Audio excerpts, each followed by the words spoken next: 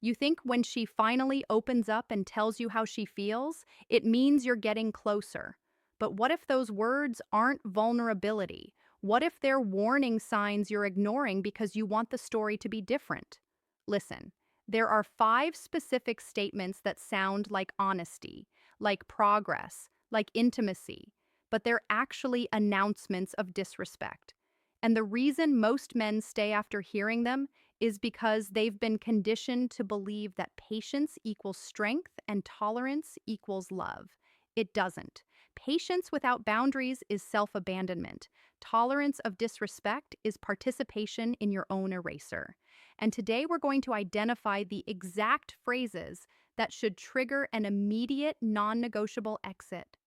Not out of anger, not out of ego, but out of self respect and clarity about what you will and will not accept in your life. Before we go further, do yourself a favor and subscribe to this channel.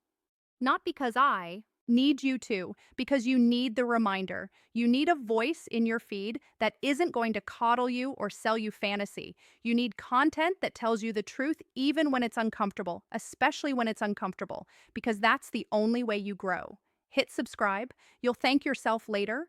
You hear that and you think she's being honest. You think she's doing the mature thing by communicating her emotional availability. And on the surface, sure, it sounds reasonable. But here's what that statement actually means. 99% of the red flag, nor one. She disrespects your ambition's time. I'm not ready for a relationship with you because if the right person showed up tomorrow, the person who triggered that chemical cocktail of attraction, respect, and fascination, she'd be ready. She'd find the time. She'd make the space. She'd reorganize her entire life if necessary. You've seen it happen. You've watched women who swore they needed to focus on themselves suddenly dive headrests into something new with someone else. It wasn't about readiness, it was about desire. So when she tells you she's not ready, what she's really saying is, you're not compelling enough to make me want to rearrange my priorities. And that's fine, that's her prerogative.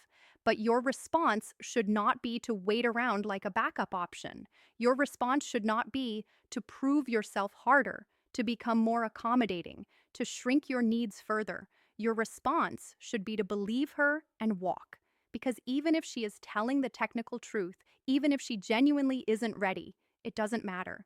You don't build a life waiting for someone to become ready for you.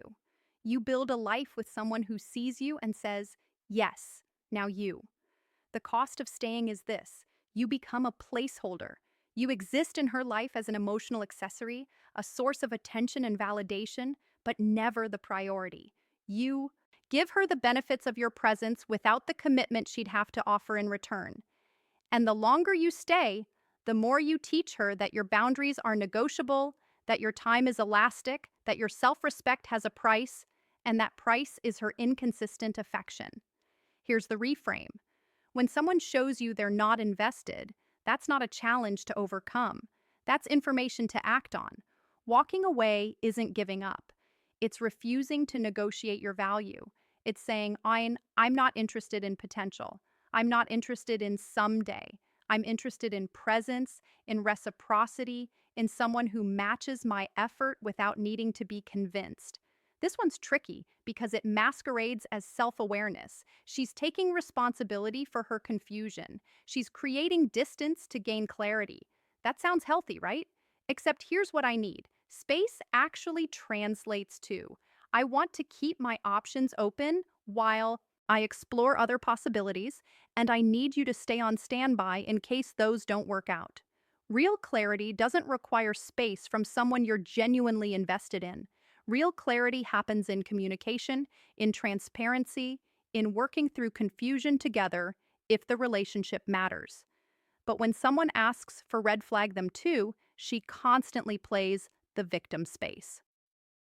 What they're usually asking for is freedom from accountability while maintaining access to you. They want the leash long enough to roam, but short enough to pull you back when convenient. And what do most men do? They give her space, they wait, they stay available, they text every few days just to check in. They convince themselves that respecting her request proves their maturity.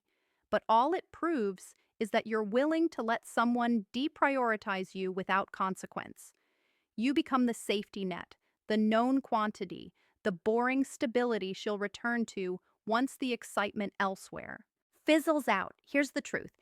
If she needs space from you, give her permanent space. Not as punishment, not as manipulation, but as a boundary. Because you are not a draft she can revise. You are not a bookmark she can return to when she's finished reading other chapters. You are a complete, whole, valuable human being who deserves someone certain about you. And uncertainty, when it lasts longer than a conversation, is just cowardice, dressed up as introspection. The man who understands his worth doesn't wait in the wings. He doesn't pause his life while someone else decides if he's good enough. He keeps moving. He invests in himself, in his purpose, in people who are clear about wanting him in their life. And if she comes back later, maybe he's still available, maybe he's not. But either way, he hasn't spent the interim in emotional purgatory.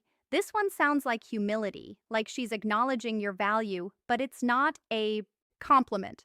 It's a preemptive dismissal. It's her way of saying, I know I'm going to hurt you, and I'm telling you now so that when I do, you can't say you weren't warned. When a woman tells you you're too good for her, believe her, not because you actually are, because compatibility isn't a hierarchy, but because she's telling you she has no intention of rising to meet you. She's comfortable with her patterns. She's aware of her behavior. And instead of choosing to change, she's choosing to disqualify herself while making it sound noble. This is manipulation disguised as self-awareness. Because now, if you stay and she treats you poorly, it's partially on you. She told you. She was honest. You chose to ignore the warning. And that's exactly the trap. She gets to misbehave with a clear conscience because she gave you the disclaimer up front. Most men hear, "You're too good for me," and double down. They try to prove that she is good enough. They reassure her. They lower their standards to match her self-perception, and in doing so, they validate her cop-out. They become complicit in their own diminishment. Here's what you do instead. You agree, you're right, I am. And then you leave, not cry, not with bitterness, but with clarity. Because someone who genuinely believed they weren't good enough for you would either work to become better or step aside to let you find someone who is. They wouldn't ask you to accept less while framing it as their inadequacy. The cost of staying after hearing this is that you'll forever be managing her guilt and your disappointment. You'll be performing emotional labor to convince her she's worthy while she performs minimal effort in return. And eventually, you'll resent her for the imbalance. And she'll resent you for making her feel inadequate.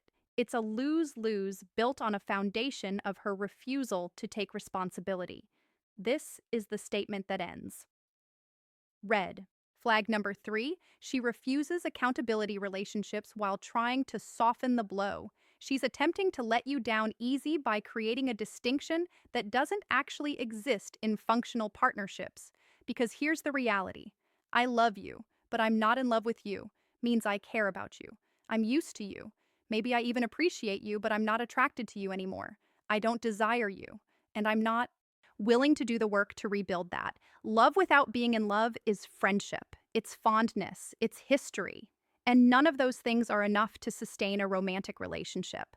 What she's saying is, you've become safe, predictable, comfortable, and none of that excites me. The polarity is gone, the tension is gone, and instead of working to recreate it, I'm going to frame this as a mysterious emotional shift that neither of us can control. But it's not mysterious. Attraction fades when one or both people stop growing, stop challenging each other, stop maintaining their individuality. It fades when comfort replaces passion and routine replaces presence. And yes, sometimes that's mutual. Sometimes relationships run their course. But when she phrases it as, I love you, but I'm not in love with you, she's making it sound like an inevitability rather than a choice. And that removes her accountability. Your job is not to convince her to fall back in love with you. Your job is not to perform harder, to become more romantic, to recreate the early days. Your job is to recognize that she's telling you it's over and that she's hoping you'll do the heavy lifting of the breakup so she doesn't have to feel like the bad guy.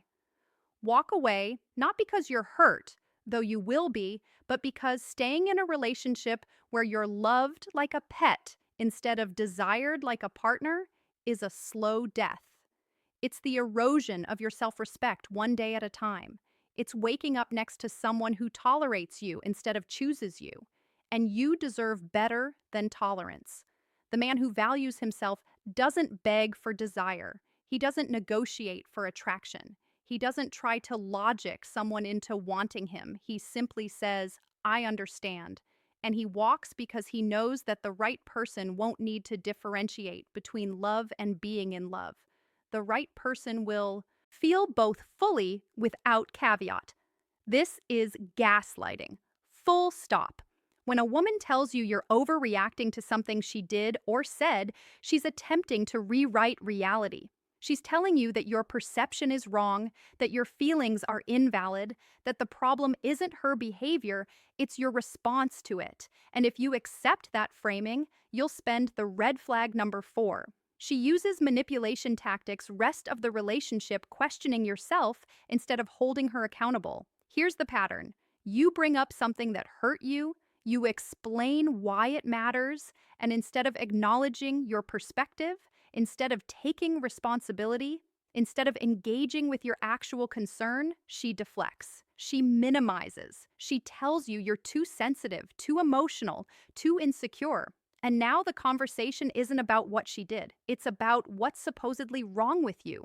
This is a control tactic because if she can convince you that your reactions are the problem, she never has to change her actions. If she can make you doubt your own perceptions, she can continue behaving however she wants without consequence. And over time, you stop bringing things up. You stop trusting your instincts. You start accepting treatment you know is wrong because you've been conditioned to believe the fault is yours. Let me be clear. Your feelings are data. They're information. They might not always be accurate. Emotions can be influenced by past wounds, by projection, by misunderstanding, but they're never irrelevant. And a partner who respects you will engage with your feelings even if they don't fully understand them. They'll say, help me see what you're seeing. They'll ask questions. They'll seek to understand. They won't dismiss you. So when she tells you you're overreacting, that's your cue to leave. Not eventually. Not after one more chance immediately, because someone who invalidates your reality is someone who will never take responsibility for hurting you. And a relationship without accountability is just exploitation with affection sprinkled on top. The cost of staying is that you lose yourself. You become smaller, quieter, more careful. You start filtering your thoughts and emotions through the lens of whether she'll accept them as valid. And that's not intimacy, that's captivity. Now let's talk about the man who doesn't tolerate any of these 5 statements. Let's talk about the person you become when you enforce real boundaries. This man knows his value is not determined by someone else's ability to see it. He doesn't audition for love. He doesn't perform for approval. He doesn't twist himself into shapes to fit someone else's dysfunction. He's grounded. He's purpose-driven. He has a life that matters to him independent of any relationship, and he protects that life fiercely. When someone tells him they're not ready, he doesn't wait. He believes them and moves forward. When someone asks for space, he gives them all of it permanently. When someone says he's too good for them, he agrees and walks. When someone claims to love him but isn't in love, he recognizes the relationship is over and acts accordingly. And when someone tells him he's overreacting, he understands that his reality is being red flag. The murderer 5, she doesn't support your growth challenged, and he exits the situation without defending himself. This man doesn't argue, doesn't plead, doesn't try to change anyone's mind because he understands that people who want to be with you don't need to be convinced. They don't need time. They don't need space. They don't need disclaimers. They just show up consistently, clearly, without ambiguity. And here's what happens when you become that man. You stop attracting people who are confused about you. You stop entertaining relationships that require constant negotiation. You start drawing in people who are certain, who are ready, who see you, and recognize immediately that you're not someone to play games with.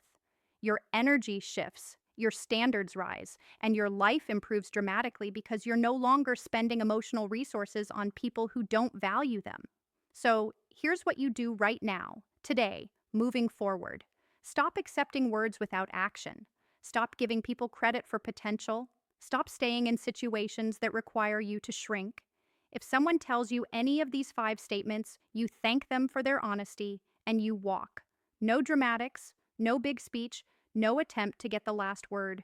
You just leave because your presence is a privilege and you're done granting it to people who don't treat it that way. Redirect your energy toward your mission, toward your growth, toward building a life so compelling that uncertainty from others doesn't even register as a blip. You become so clear about who you are and what you're building that anyone not aligned simply falls away without effort, and you start practicing the word no.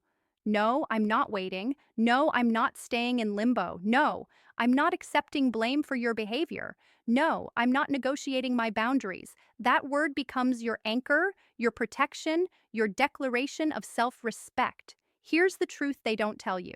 You are not the problem. Your standards are not the problem. Your desire for clarity, consistency, and respect is not the problem.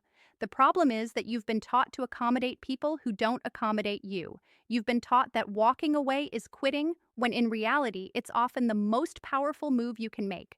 You are the answer. You are the solution. The moment you stop looking, final thoughts. Choose yourself and walk away for external validation and start enforcing internal standards. Everything changes. You stop being the man things happen to and become the man who decides what he will and will not experience. You stop being reactive and become intentional. And that shift, that single shift in posture, transforms every area of your life. So if you needed permission to walk away from someone who's told you any of these five things, here it is. Walk. Not because she's a bad person, not because you're punishing her, but because you're honoring yourself. Because you're choosing reality over fantasy. Because you're refusing to build a future on a foundation of disrespect. And if you want more of this, more truth, more call to action, transform your life today. Clarity, more reminders that you're not crazy for expecting better. Subscribe to this channel. Make it a habit. Let this be the place you come to recalibrate when the world tries to convince you that tolerating less is somehow noble. It's not. It's self-betrayal. And you're done with that. You're part of a community now, a community of men who are committed to becoming the best version of themselves, who refuse to settle, who understand that respect isn't negotiable and that self-worth isn't up for debate.